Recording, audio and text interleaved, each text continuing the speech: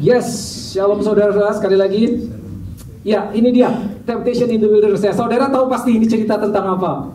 Now, sebetulnya ada beberapa message yang tadinya saya mau share hari ini, tapi tiba-tiba ini yang paling kuat yang muncul.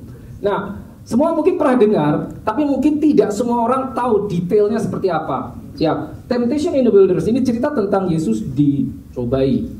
Ya, dicobai pada saat dia berpuasa 40 hari, ya, 40 malam di padang gurun. Kita semua sudah tahu, dari anak Sunday School kalau saudara tanya mereka semua tahu. Tapi apa yang terjadi, apa yang dilalui Yesus, mengapa Yesus harus melalui seperti itu, mungkin kita tidak semua tahu.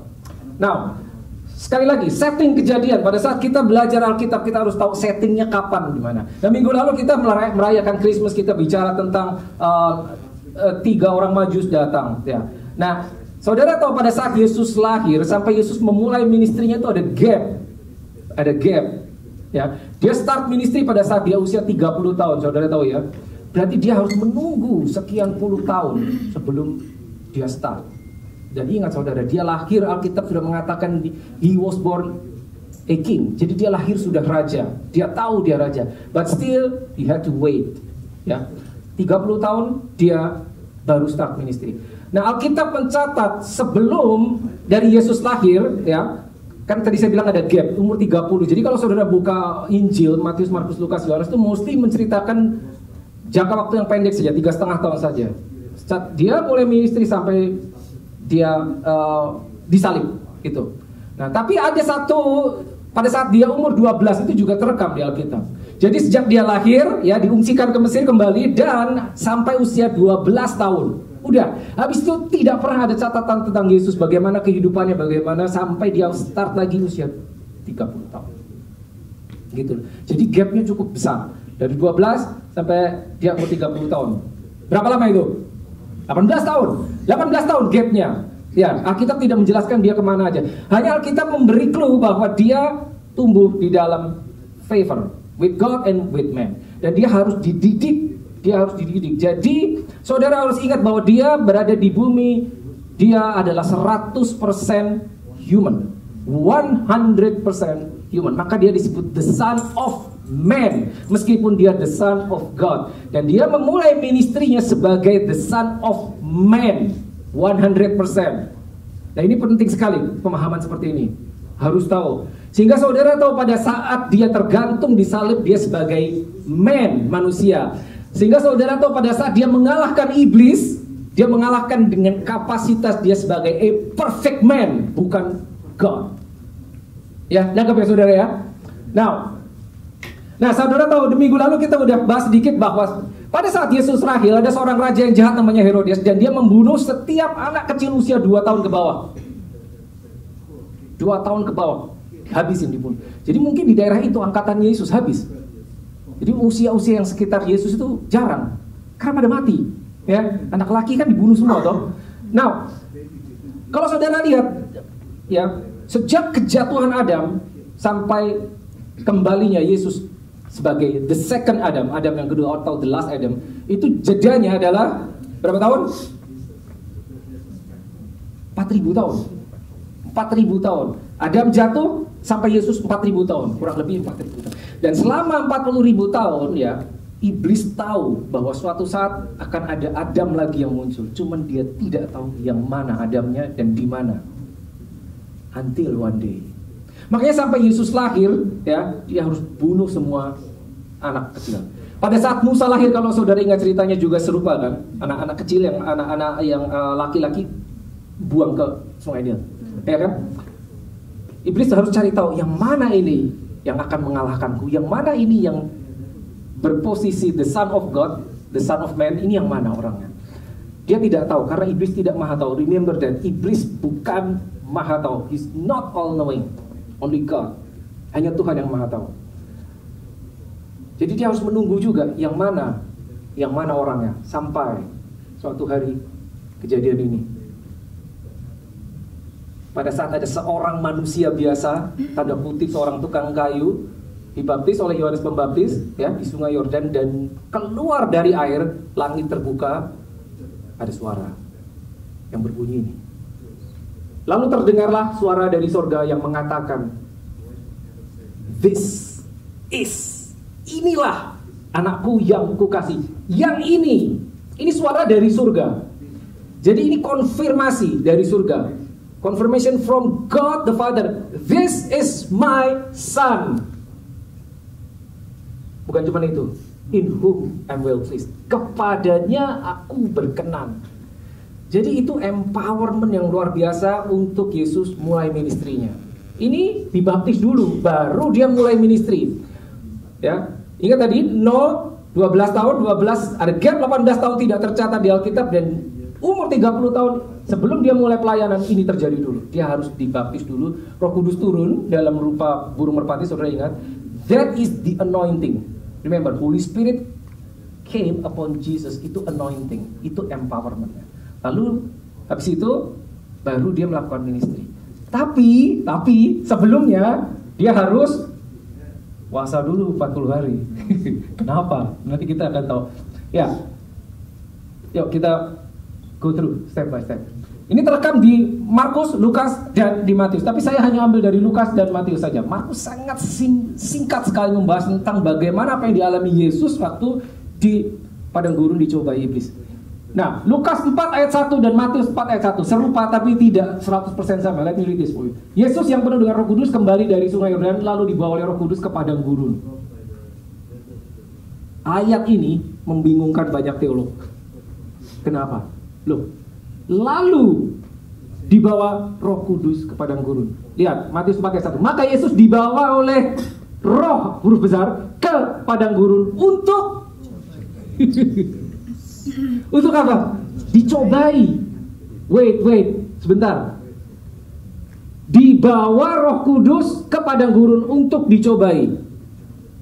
Ini tanda tanya besar. Tapi saya mau saudara pahami begini. Kalimat ini ya, Yesus dibawa oleh Roh ke padang gurun, dibawa oleh Roh Kudus ke padang gurun untuk dicobai. Saudara berpikirnya begini. Jangan kita berpikir bahwa ya Allah membutuhkan bantuan iblis untuk mencobai Yesus. Tolong dong cobain itu anakku. Nggak ada seperti itu. No. That is not true. Dia dibawa ke padang gurun untuk dicobai. Nah, kata dicobai ya, tes, ujian, ini penting sekali. Kenapa? Karena tadi saya bilang, karena dia harus melayani, dia akan melayani sebagai manusia. Human, son of man. Maka dia harus melalui ujian, ya, ujian sehingga dipastikan bahwa dagingnya, fleshnya tidak ikutan. Itu harus dilalui Yesus. Ya. Ingat, dia akan melayani sebagai manusia. Ya, saudara tahu kan, kalau saudara udah ikuti seri kita beberapa kali, bahwa pada saat kita berjalan sama Tuhan, yang paling sering bikin problem ini kan, flesh, daging kita, kedagingan kita, ini yang bikin masalah. Yang sulit kita kendalikan itu ini, kedagingan kita. Nah, karena Yesus manusia juga, dia harus dipastikan make sure dagingmu mati sebelum kamu start. Ya, karena dia harus start tetap sebagai manusia, tapi fleshnya tidak boleh ikutan.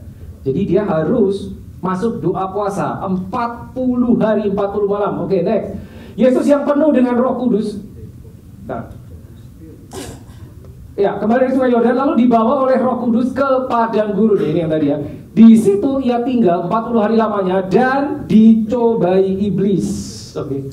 Selama di situ ia tidak makan apa-apa dan sesudah waktu itu ia lapar. Ini menunjukkan dia 40 hari berpuasa. Lalu berkatalah iblis kepadanya. Ya. Nah, sekarang mana tadi? Iya, lalu berkatalah iblis kepadanya, jika engkau anak Allah, suruhlah batu itu menjadi roti. Jawab Yesus kepadanya, ada tertulis manusia bukan hidup dari roti saja. Oke, kita break down ya. Kita akan masuk ke detail. Look, saudara. Dia berpuasa 40 hari 40 malam. Saudara, siapa yang pernah masuk doa puasa? Pasti ada beberapa dong. Ya kan?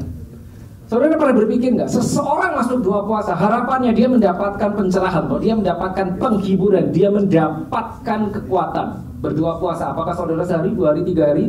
Apakah saudara lakukan seminggu? Apakah saudara lakukan 30 hari seperti saudara-saudara kita? Apa 40 hari? Berharap sesuatu, saudara terima. But look at this. This is the pattern in the Bible. Remember ya, apa yang dilalui Yesus itu pattern. Kalau dia mengalami ini, most likely kita akan mengalami. Dia berpuasa 40 hari. The very first person yang dia jumpai siapa? Iblis. Bukan malaikat, bukan iblis. Nih. Di situ ia tidak makan apa-apa dan sesudah waktu itu ia lapar. Kapan iblis datang? Bukan di hari pertama, bukan di hari kedua, bukan di hari ketiga, bukan dari keempat, mungkin bukan di hari kedua. Di saat dia lapar, baru iblisnya datang. Jadi ya, pencobaan yang pertama apa? Ya, jika engkau anak Allah, suruh batu ini menjadi roti. Itu menunjukkan apa? Iblis tahu Yesus lagi lapar, makanya dicobai dengan makanan. Apa yang kita pelajari? Kita tidak akan pernah bisa dicobai di luar keinginan kita atau keperluan kita. Dia tahu, musuh tahu apa yang kau sukai, dia tahu. Dia akan datang kalau mencobai, dia akan sodorkan sesuatu yang di muka kita, yang kita suka, yang sulit untuk kita tolak. 40 hari nggak makan, dia dicobai di situ, ubah batu ini jadi roti, gitu. Tapi ini dia, ya. Jika engkau, ini kalimat yang ngomong iblis. If you are a son of God, if you are the son of God, jika engkau anak Allah. Padahal beberapa hari sebelumnya ini baru terjadi. Inilah anakku yang kukasihi. Konfirmasi dari Bapa di surga mengkonfirm, kamu anak yang kukasihi, kepadamu aku berkenan. Apa itu? Status, identitas yang penting sekali buat setiap kita orang Kristen. Kalau kita Kristen dan kita tidak tahu status kita dan identitas kita adalah anak, maka itu akan digoncang. Bahkan pada saat sudah diberitahu, Yesus pun perlu dikasih tahu, kamu anak dikasih Bapaknya dan aku berkenan kepada Bapa, ngomong gitu. Dan ini, statement ini yang digoncang jika kau anak-anak. Jadi sebetulnya ini memang cobaan. Suruhlah batu ini jadi roti. Tapi ini yang bahaya. Ini yang bahaya. Jika engkau anak Allah, dia akan datang membuat kita ragu dengan status kita, membuat kita ragu dengan identitas kita. Kamu anak apa hamba? Saudara anak apa hamba? Saudara tahu gak siapa engkau di mata Tuhan? Bukan siapa engkau di matamu, no. Siapa engkau di mata Tuhan? Do you know? Do you know? Kalau kita nggak firm, kita nggak tahu itu, ini digoncang. Number one. Yang kedua ya ini, ubah batu ini jadi roti. Karena itu kebutuhan yang paling dasar. Dia udah 40 hari nggak makan. Ini persis sama sebetulnya yang dialami the first Adam. Ini Adam yang kedua kan. Adam yang pertama kan gitu kan. Ya, iblis datang berupa ular ke wanita itu kan, Hawa, ya, digoda, dicoba untuk memakan buah yang jelas-jelas tidak boleh dimakan. Ya, saya tidak akan masuk ke situ, tapi paling tidak ini yang kita tahu.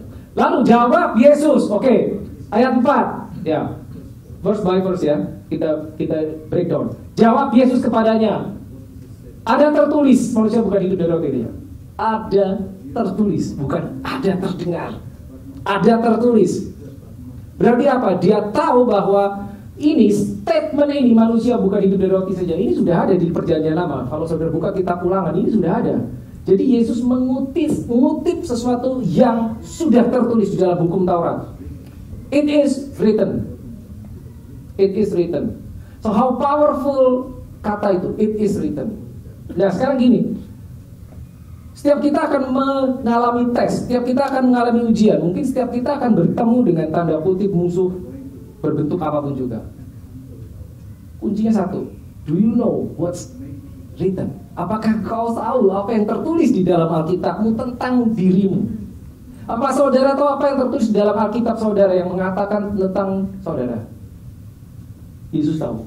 Maka dia bilang, bukan it is terdengar, it is written. Ada tertulis, bukan terdengar. Dia tahu, udah ditulis.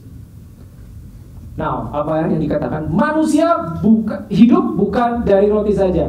Nah, tapi di Matius 4 ayat 4 ini lebih menarik, sedikit beda.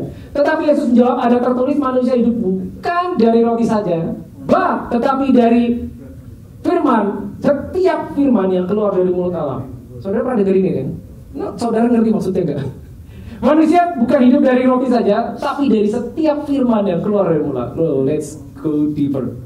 Manusia hidup bukan dari roti saja. Roti itu bicara tentang basic need, makanan ya. Karena pada saat itu mereka makannya roti. Kalau ini settingnya bukan di Timur Tengah, mungkin kalimatnya bukan seperti itu. Manusia bukan hidup dari apa? Dari nasi. Tapi karena saat itu mereka makannya roti, manusia bukan hidup dari roti saja. Sayangnya, ini di Lukas berhenti dari sini. Tapi lihat Matius. Tetapi dari setiap firman yang keluar dari mulut ini juga sudah ada di hukum Taurat. Manusia bukan hidup dari roti saja, tapi dari setiap firman. Ini yang kita pelajari. Kalau saudara mau hidup, you need two different kinds of food. Saudara perlu dua jenis makanan. Nomor satu, makanan yang kita makan tadi pagi atau tadi malam. Saya nggak tahu saudara makan apa, roti kah, nasi kah, mungkin orang Indonesia, atau saudara makan something atau minum kopi tadi pagi. Ya, sesuatu yang masuk ke dalam fisik kita yang membuat hidup. But you need another food.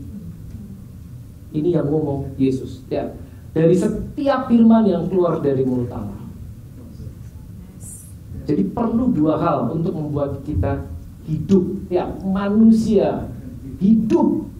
Untuk kita bisa hidup kita perlu dua jenis. Satu makanan jasmani, satu firman.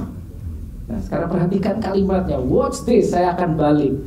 Berarti perhatikan baik-baik. Jika kita, saya pakai saya nih. Jika saya manusia dong, saya manusia. Tapi kalau saya tidak hidup, tidak makan firman, berarti saya bukan manusia. Karena kategori manusia adalah mereka yang makan dari roti dan makan dari firman. Jadi kalau saya tidak makan roti dan firman, saya bukan manusia. Lalu apa? Kan gitu kan? Kalau kita bukan manusia, lalu apa? Manusia bukan hidup dari roti saja, tapi dari setiap firman yang keluar dari mulut. Jadi kalau saudara adalah manusia, saudara perlu dua jenis makanan. Kalau baru satu, berarti belum masuk kategori atau persyaratan sebagai manusia. Nah kenapa ini penting? Kita baru selesai seri The Kingdom of God. Ya ingat ya, kita belajar The Kingdom of God itu packed with power and authority. Dan saudara ingat, power, kuasa itu hanya diberikan kepada manusia. Jadi kalau kita tidak masuk kategori sebagai manusia, kita nggak punya power. Ingat Kejadian 1 ayat 26. Let us make man. Mari kita membuat manusia. Allah ngomong gitu, sesuai rupa dan gambaran kita. Human, man. But man should not live by bread alone, but from the word, every word that comes out of the word of God. Seperti itu. Nah ini penting sekali saudara ya. Jadi ini yang kedua ini tidak bisa di skip, tidak bisa diabaikan. Oke lanjut ya. Oke lanjut ayat 5. Lukas 4 ayat 5. Kemudian ia membawa Yesus ke suatu tempat yang tinggi, dan dalam sekejap mata ia memperlihatkan kepadanya semua kerajaan dunia. Ada yang aneh nggak? Ada yang aneh nggak? Saya menangkap sesuatu yang aneh. Saya bacakan sekali lagi ya. Saya ajak mikir. Kemudian ia membawa Yesus ke suatu tempat yang maha tinggi. Dalam sekejap mata ia memperlihatkan kepadanya semua kerajaan dunia. Apa yang aneh? Gini saudara, nih. Jesus adalah Tuhan. Iblis tahu, He is God. Dia sebagai manusia dia tahu. Iblis datang kepada Yesus, bukan lari dari Yesus. Datang kan? Nah ini yang aneh apa? Ia membawa Yesus. Pernah kepikir nggak gimana iblis bawa Yesus? Apa begini? Nih Yesus, ayo ikut aku, ditarik gitu. Lihat, membawa ke tempat yang tinggi, ditarik gitu tangannya, iblis narik Yesus. No, come on, look. Ia membawa Yesus, dibawa. Ayo ikut aku. Dan Alkitab tidak mengatakan Yesus menolak, memberontak. Enggak, lihat. Look. Kemudian ia membawa Yesus ke suatu tempat yang tinggi, dan dalam sekejap mata ia memperlihatkan kepadanya semua kerajaan dunia. Aneh gak sih? Iblis bawa Yesus. Dia mendatangi, bukan cuma mendatangi, dibawa. Nah, kata iblis kepadanya, Segala kuasa itu serta kemuliaannya akan kuberikan kepadamu.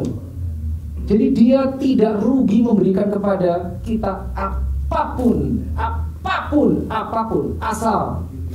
Sebab semuanya itu telah diserahkan kepadaku. Diserahkan, bukan direbut. Kapan itu diserahkan? Oleh Adam yang pertama, 4.000 tahun yang lalu. Diserahkan, walaupun dengan tipu daya. Telah diserahkan kepadaku, dan aku akan memberikannya kepada siapa saja yang ku kehendaki. Sulit ditolak, saudara. Sulit ditolak. Ayat 7.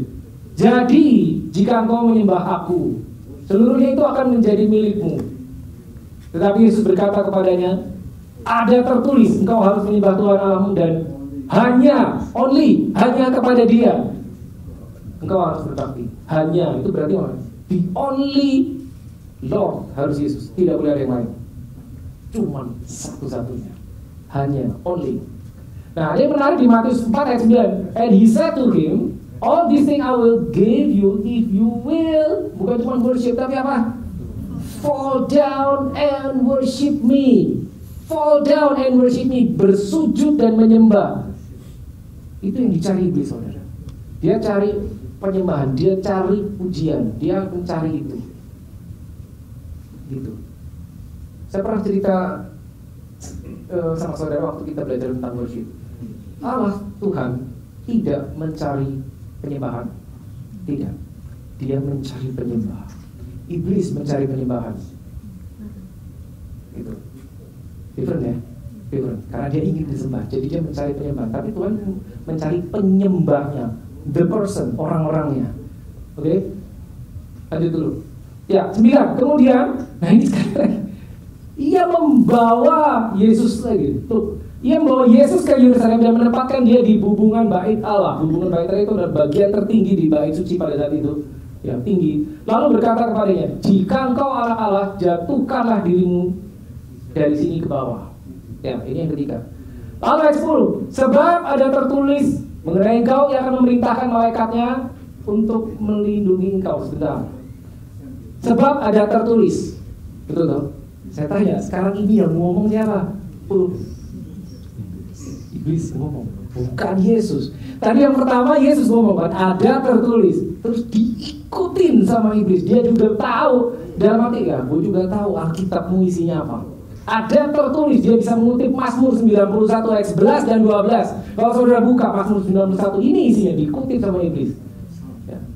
Dan mereka akan mata engkau di atas tangan ya, supaya kakimu jangan terantuk kepada batu. This amazing. Iblis tahu isinya Alkitab kita, saudara. Pertanyaannya, kita tahu apa enggak? Ya, ini yang dihadapi iblis, bukan yang dihadapi Yesus, bukan demon. It's devil, bukan demon. Beda. Devil is the head, topnya yang paling atasnya, Lucifer himself yang datang, bukan demon. Demon itu hanya roh jahat. Ini yang dihadapi. Dan dia tahu isi Alkitab. Nah, kalau kita nggak tahu, apa kira-kira yang terjadi? Dia bisa mengutip loh. Dia tahu, dia hafal bahkan. Pertanyaannya, di dalam kita ada firman nggak? Iblis tahu firman, dia bisa mengutip firman, dia bisa mengeluarkan firman dari mulutnya. Kita bisa nggak? Jadi kalau saudara ketemu yang ini, lalu dia melontarkan sesuatu kepada saudara dan kita akan menggunakan firman ya untuk melawan. Lalu kita bilang, ada tertulis, I've been saved by faith through grace. Dia akan bilang, mas salah firman, kebalik. Dia bisa ngomong gitu, bukan by faith through grace. Dia akan bilang by grace through faith. Dia tahu kebalik. Kenapa gak sih? Kemarin baru ujian semua pasti ketawa-tawa. 90% terjebak di situ. Efesus 2 ayat 8. Ya, dia tahu persis, dia tahu tertulis bunyinya apa. Dia bisa mengkoreksi kalau kita keliru. Dia tahu. Jadi betapa pentingnya kita tahu bahwa firman itu ada di dalam diri kita. Yesus menjawabnya katanya, ada tertulis juga, ada firman, jangan engkau mencobai Tuhan Allahmu. Ya, kita tahu ceritanya ini, saudara. Nah ini yang penting. Oke. Sesudah iblis mengakhiri semua pencobaan itu, ia mundur daripada Yesus, daripadanya dan menunggu waktu yang baik. Dia tidak menyerah.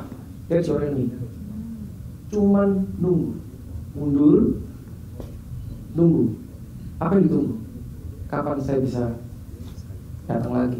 Kapan saya bisa menyerang lagi? Kapan saya bisa memperdaya lagi? Ya, itu menunggu waktu yang baik. Nah, saudara tahu dari era itu, ya 3,5 tahun dia beberapa kali melancarkan serangan. Saya nggak akan masuk ke detailnya itu. Tapi dia bolak-balik itu. Nah, menarik di Matius 4 ayat 1, ya. Ini telah selesai semuanya, baru ini. Lalu iblis meninggalkan dia dan lihatlah malaikat datang lagi. Baru malaikatnya datang, udah kelar semuanya, cobaan semua udah kelar, malaikat baru datang melayani Yesus. Dan kenapa kita harus tahu ini, saudara? Kenapa kita harus tahu ini, saudara? Alkitab berisi pattern. Ya. Beberapa dari kita pada saat kita baca Alkitab, kita menemukan satu cerita, kita belum tentu suka dengan cerita itu, betul kan? Kita membaca kisah tentang Yesus di Matius, Markus, Lukas, Yohanes. Apa yang dialami Yesus, kita belum tentu suka dengan apa yang dialami Yesus. Kita belum tentu setuju dengan Alkitab bahkan. Tapi apapun itu adalah pattern yang ditunjukkan kepada Yesus. Karena dia pernah bilang sama muridnya, kalau aku dianiaya, kamu juga akan dianiaya. Jadi apa yang dialami Yesus, most likely kita bisa alami juga. Gitu. Dia ngomong di Yohanes 33, kata, in this world you shall have tribulation. Di dunia ini engkau akan mengalami aniaya. Itu Yesus yang ngomong. Tapi nggak berdiri di situ. But be of good cheer, because I have overcome the world. Amin. Ya. John 16:33. Ya. Jadi dia berbilang, kamu akan mengalami yang aku alami, gitu. Nah itu ikut Yesus seperti itu. Ikut Yesus seperti itu. Ya. Jangan takut, be of good cheer. I have overcome the world. Oke. Nah setelah semua selesai, ya musuhnya pergi, malaikat datang. Akibatnya ini yang terjadi. Nih, then Jesus return, kembali. Tapi beda kali ini kembalinya. Return in the power of the Spirit to Galilee, and news of him went out through all the surrounding region. Dia kembali dengan kuasa. Kita mau ini dong, mau. Tapi masalahnya ada protokolnya, Yesus sudah tunjukkan contohnya. Gitu. Dan kenapa kita perlu tahu ini, saudara? Kenapa kita perlu tahu ini, saudara?